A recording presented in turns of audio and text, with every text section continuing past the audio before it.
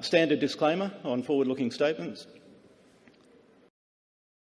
Really, why do we want investors to think about SSR mining? I think we've got the track record, but really it starts at the platform. We're in safe jurisdictions with all three operations. We have a track record of delivery, and I'll talk to each of these, a track record of growth and decreasing costs, track record of free cash flow generation, very leveraged to the gold price and very good liquidity in the stock. We also have a track record of creating shareholder value. And I'll point to evidence for each of these and then go into some detail on each of the assets. This is a good overview. Marigold, the largest mine, a large run-of-mine, low-grade dump leach operation in Nevada. Nevada is commonly voted in the top 3 jurisdictions for mining in the world. Seabee in Saskatchewan, ranked normally in the top 2 jurisdictions for mining, is almost the exact opposite in terms of asset. It's a very high-grade, narrow-vein underground mine. Finally, Puna, which is the new name for our joint venture in Argentina. It's our old Perquitas operation, teaming up with the Chinchillas deposit from Golden Arrow to create a joint venture of which we have 75%. The numbers there on the pie graph give you an idea of size, but that was for the year just gone. So 200-odd thousand ounces at Marigold. That will climb to over 250,000 ounces in 2022. At Seabee, 84,000 ounces last year. That was a new record. We'll see that get up to 120,000 ounces by 2021.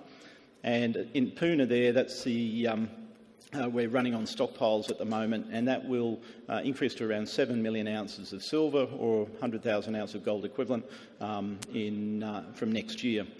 You can see what we've done with the reserve growth as well. Since we acquired Marigold, a 38% increase there, and I'll talk about the upside potential there. From Seabee, we acquired that early 2016. From the year before through to this most recent year, an 84% increase in reserve. And at Puna, you see the large jump there. That's us bringing the Chinchillas project onto account on our books. Talk about a track record of delivery. This year just gone was our 6th consecutive year of meeting guidance, both in terms of production and costs. And there aren't that many companies around who can show that track record. We have a track record of growth and decreasing costs. The way to read that graph on the bottom, that is the mine in Argentina. It was Perquitas, 100% owned by us up until 2017, and that's silver converted to gold equivalent. As we go forward from 2018 on, that's our 75% share.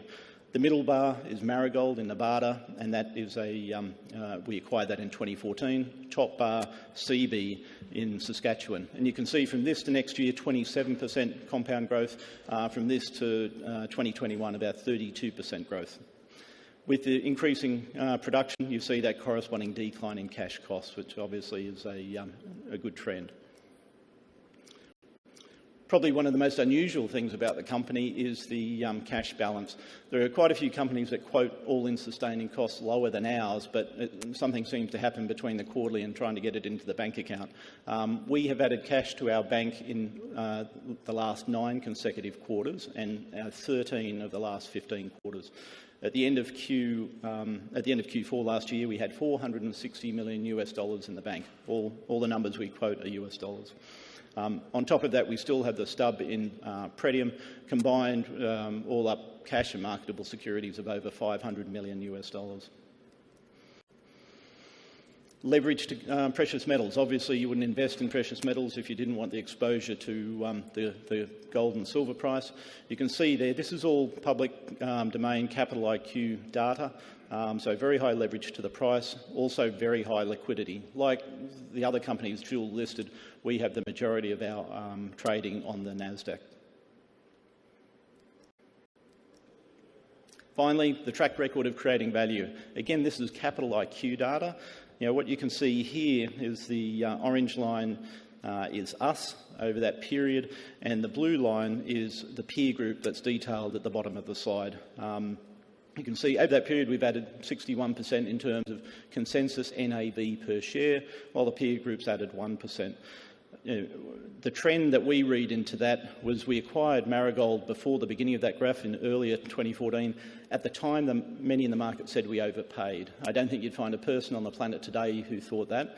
And you see it's relatively flat, and then the big drop down. That drop down was when we announced the acquisition of Claude. Again, we were questioned, were we overpaying? I think that first ramp up is really the news, the market understanding Marigold. The second ramp up is the market understanding Seabee. So we've done a good job creating value for within the company. In terms of the multiple, that hasn't changed. We're still trading at around 0.75. So if we can lift that multiple back towards NAV, you see a significant uplift in the share price. Guidance for this year, 200,000 midpoint at Marigold. Seabee, that'll be a new record, around 90,000 ounces, and around 3 million ounces of silver down at Puna. I'll talk to each of the growth opportunities at each site. These are all base case that you saw in the earlier forecast.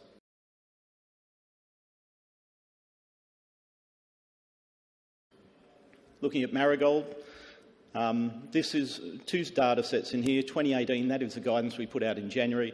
The remainder comes from the 5-year plan we put out in September of 2016.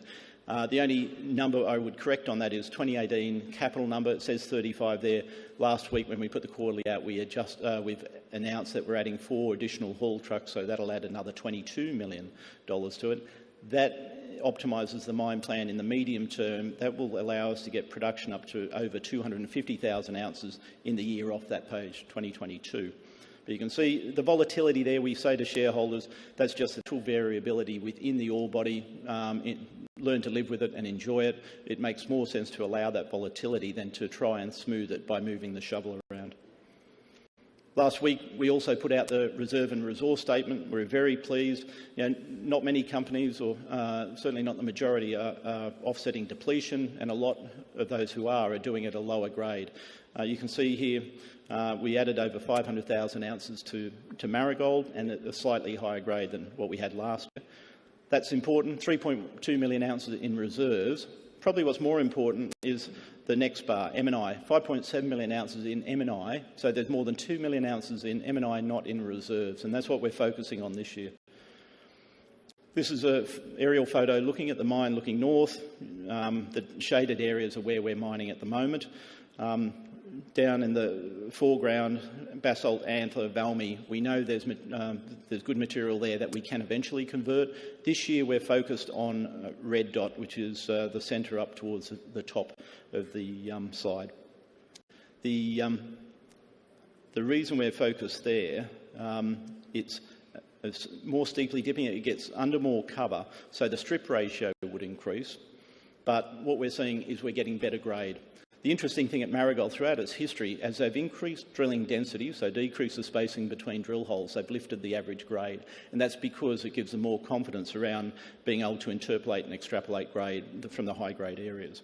We've increased our budget here by 80% this year, so we're spending $9.3 million, and it's just about all going in Red Dot. We'll have 3 rigs running 24 hours a day. You can see on here, these are some of the numbers from before. I'm not sure, is this a pointer as well or not? Probably not. If you look at that bottom box, you can see 33 metres at 2.5 grams. Compared to some companies' presentations, that doesn't sound too exotic, but the average grade here is 0.46 grams a tonne, and last year we made profit and cash flow on 0.37. So that's 5 times the average grade. We're getting some really good numbers there. What we've done here, we've said we had originally announced what we call the equipment replacement study. We were looking at the potential for an expansion. We had talked about it last year, thought we would complete it this year, but because of our confidence around Red Dot, and our goal on Red Dot now is to convert another 1 million ounces from M&I into reserves. So if you think about it, going from 3 to 4 million ounces of reserves, a 30% increase in the 30th year of the operation of the company. I mean, that would be impressive early in the mine life, but to be able to do it that far along. The idea of the equipment replacement study is expanding the earth-moving capacity. So at the moment we have 1 big electric shovel, 2 hydraulics. The base plan is just replace the hydraulics like for like when they reach retirement age. The alternative plan is look for something smarter, and so that's to get another rope shovel to replace the 2 hydraulics, bring in another 10 or 12 trucks. That would lift earth moving from 70 to 80 million tonnes per year up to over 110, but it would lift production from 220 average to over 300. Life of mine capital for that would be an additional 100-odd million, or the initial capital would be in the order of $100 million. We've moved this study to next year, the results of it, because we want to incorporate all the benefits and all the ounces we get in that infill drilling. So, a great operation continues to improve. The 3 years before we acquired this mine, it averaged 150,000 ounces per annum. The 3 years since we've acquired it, over 200,000 ounces per annum. We know it's going up to 250,000 on the base case, but potential to take it up to 300,000. We're putting our money where our mouth is. We've increased the exploration spend. And on top of that, there is deep sulphide potential. We've done some holes on that. We've parked that for this year. We want to focus on Red Dot.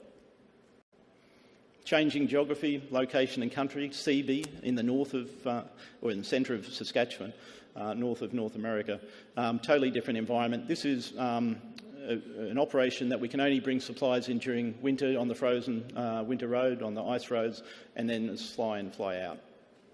We had even more success this year on the geology, on the exploration side. Increased the reserves by 21%, increased the average grade of the reserves by 20%. So very, much more than offset depletion. So we're happy with that. With an underground mine, steeply dipping, you've always got to worry about inferred as well. We've increased the inferred because that's the aim, is to keep on converting inferred into M&I. This is the production schedule for Seabee we put out in September of last year, in 2017. This was from the PEA we published. You can see a couple of good data points in there. We did 84,000 ounces last year. That was a new record for the mine. We've had 4 years of records. If you this year's budget, midpoint around 90,000, that will be a new record.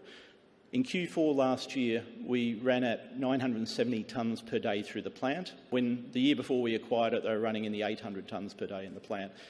In the budget going forward, this year assumes 1,000 tonnes a day. Next, the 3-5 years on that graph assume 1,050 tonnes a day. So what gives us the confidence we can actually lift the throughput past where we are at the moment? This is a scatter plot. People who do process control will be familiar with this sort of diagram. It's just tonnes per day. It starts just before we acquired the mine, and what you see is a continued push to see what we can get through the plant. You can see the 2 circles that we had to build up a stockpile so we could run trials to see if we could find the limiting capacity. The big ellipsoid you see there, that's where we had to slow down. There was a rockfall in one of the stoping areas. We shut the mine and just went through and checked all the ground support, the historic ground support, to make sure we were comfortable with it. Once we got back up and running, we pushed the plant again hard, and you can see we're moving it higher and higher. To run at 1,050 tonnes a day, you've really got to average 1,100 tonnes a day on the days you're working. On the quarterly call we had last week, we've indicated that this quarter, Q1 of 2018, we've already run over 1,250 tonnes per day. So we're very comfortable that's conservative. That production graph also had the old grade. So that's the 2016 grade. That's before you factor in improvement in grade. This is a long section through the Sanjoy deposit. This is the high-grade area. The majority of that drilling is the drilling from this year. Some of the selected high-grade holes, you see some really impressive numbers there. One of the holes which is older is that bottom circled ellipsoid. That's the highest grade hole on the property. 1.8 is at 200 grams a tonne. That's not currently in resource. We're not close enough to do enough infill drilling. Hopefully we'll get there. You can't infill drill cost effectively until you get your development low enough down to get in the right geometry. But we increased the budget here coincidentally by the same amount, 80%. We're spending $1 million here this year. About a third of it is here. We're looking for more green, more inferred, and then looking to convert green to yellow, so get to M&I. And we're comfortable that we'll continue to more than offset depletion in the year ahead. 2/3 of the money is looking for something new, so outside of Sanjoy. What you can see there, that orangey yellow colour, is the land position Claude Resources had when we acquired the mine. Not long after we did an earn-in joint venture on the property to the south. We can earn up to 80% there. Why we like that, it wasn't so much the acreage, it increased the land position by 150%. It's more that red line is the Sanjoy shear. We get exposure to 200% more of the Sanjoy shear. The owners of that property had never drilled that structure. They'd been looking elsewhere on the property. That is the thing that drives the mineralisation at Sanjoy. So last year we focused on the geochem, mag and mapping. This year we'll start drilling. We should have the first drills running here in March of this year. And then we've got enough strike length there to keep us busy for the next 3 or 4 years. So don't be disappointed if we don't find something on the first hole, but we're very positive about the exploration potential there. So at Seabee, upside opportunities there. That base case production schedule you've seen is based on that 1,050 tonnes per day starting next year. We already know we can achieve, or we're very comfortable we can achieve that, and we'll look to see whether we can push it above 1,200. We're just finalising installation of a new gravity circuit that will give us more confidence to push the plant harder without losing any to the tailings dam. We've increased the exploration budget because we love the ground. We think this is very prospective, and we have a lot of ground there to cover, so we'll be drilling there for many years to come. Next, moving down to South America, Puna.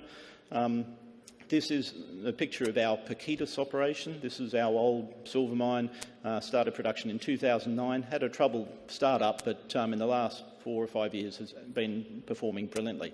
Cash costs halved from just below $20 to below $10 over the last 5 or 6 years. We did the deal with Golden Arrow as an earn-in option. We signed it in 2015. The idea is we wanted time, 1, to prove it technically, but 2, we also wanted to understand Argentina. We wouldn't have signed the deal if nothing had changed in Argentina. Pleasingly, it's night and day. Since the election of the Macri government, I don't think you could find a better place in South America to invest. And for us, this is just a brownfields expansion. $60 million our share to extend the mine life by 8 years, and there's still exploration upside on top of that. So this is from the study we put out there. You can see this year is treating the remainder of the low-grade stockpiles. Chinchillas should kick in the second half, and then from there on, that steady state, around 7 million ounces of silver, 100,000 ounces of gold, and that's our 75% share. That's silver equivalent. You see we start to get some base metal kickers, lead and zinc, and that pie chart is based on long term, so dollar zinc, 90 cents lead I think it is. Obviously spot is a lot higher, so they'll be more significant, particularly in the early years. Hopefully that lasts for a lot longer. Production profile is based on a 4,000 tonne a day supply coming from Chinchillas. Our mill's been running at 5,000 tonnes a day. So we have 1,000 tonnes a day of excess capacity. We're revisiting the potential for a small underground under our existing pit. The veins continue at depth. The idea would be to look to see if it's viable to get a small tonnage, up to 1,000 tonne a day of a sweetener with a really nice high grade. That also carries some fair zinc grades, so getting up to 6% zinc in some of those underground veins. So happy with, looking forward to seeing the results of that study, which we'll complete this year. So upside with Chinchillas. Obviously, the main focus is get Chinchillas up and running. It is a simple project, so there's not a large amount of project risk around this. We expect the first ore production in the second half of this year, and then it will ramp up. We'll do the study on the underground. This is a fairly underexplored land package we have there. All the deposits we have here have mag anomalies, and those have been picked up through ground mag, which is expensive and slow. We're at 4,200 metres up in the Andes, so you don't fly aeromag in helicopters. It's not safe.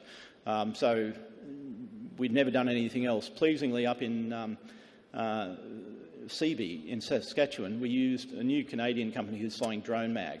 And when we told them about the challenges at altitude, they said not a problem. So we're actually taking the drone mag down into Argentina. We'll fly the entire property. That's exciting for us because we don't have good coverage on mag. So the drone mag gives you the resolution of ground mag, but with a fraction of the cost and none of the inherent dangers around helicopters. So really looking forward to that. Finally, just because of the unique history of our company, which is worth commenting on, we've been around for 70 years. We only changed the name last year, so we were Silver Standard. And for a long period, we were a silver land bank, so we accumulated quite a few projects. There's really options, and a lot of them out-of-the-money options on silver. So we've focused over the last couple of years to clean up the balance sheet and the portfolio and only focus on those things we think we can add value to.